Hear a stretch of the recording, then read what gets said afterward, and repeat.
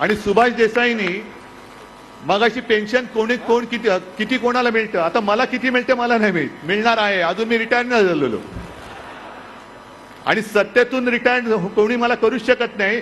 जरी मी सत्तेत असलो काय नसलो काय, तुम्ही सोबत आहात तोपर्यंत सत्ता ही माझ्याकडेच आहे.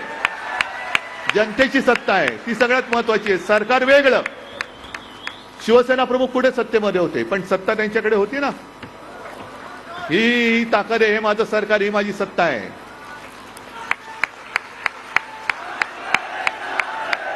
आणि राजकारणाला किती पेन्शन मिळतं ह्याच्या आकडे आणि तुम्हाला किती पेन्शन मिळतं ही तफावत पाहिली तुम्ही.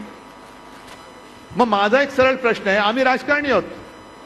मी मुख्यमंत्री होतो, आता माजी मुख्यमंत्री झालो. काही मंत्री होतात, काही माजी मंत्री होतात, काही पुन्हा मंत्री होतात. म्हणजे थोडक्यात जर बघितलं तर आम्ही कंत्राटी कामगार आहोत, तुम्ही परमनंट. मग कंत्राटी कामगाराला 50 खोके मिळत असतील तर माझ्या कायमच्या कामगाराला काय नाही मिळालं पाहिजे. म्हणजे सरकार तुम्ही चालवताय, आम्ही नाही. तुम्ही सगळेजण इकडे जे बसला आहात, कोरोना काळामध्ये सुद्धा जीवावर उदार होऊन तुम्ही जर उतरला नसता तर महाराष्ट्र वाचला नसता.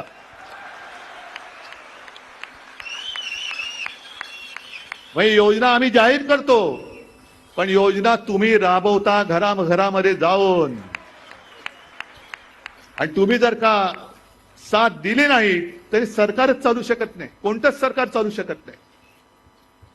अनेक अशा योजना आहेत. फोटो कोणाचे येतात? राजकारण्यांचे येतात. आता दाढीवाल्याचे फोटो सगळे, आता किती मुख्यमंत्री उपमुख्यमंत्री तेच कळत नाही. म्हणजे आता ती लाडकी बहीण योजना आणले, पण लाडका भाऊ कोणाला म्हणायचं तेच बहिणीला कळत नाही, कारण म्हणतो मीच तुझा भाऊ, मीच तुझा भाऊ, मीच तुझा भाऊ.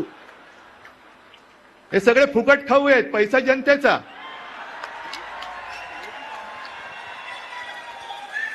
जनतेच्या पैशावर फुकट खाऊ म्हणतात मी तुझा भाऊ.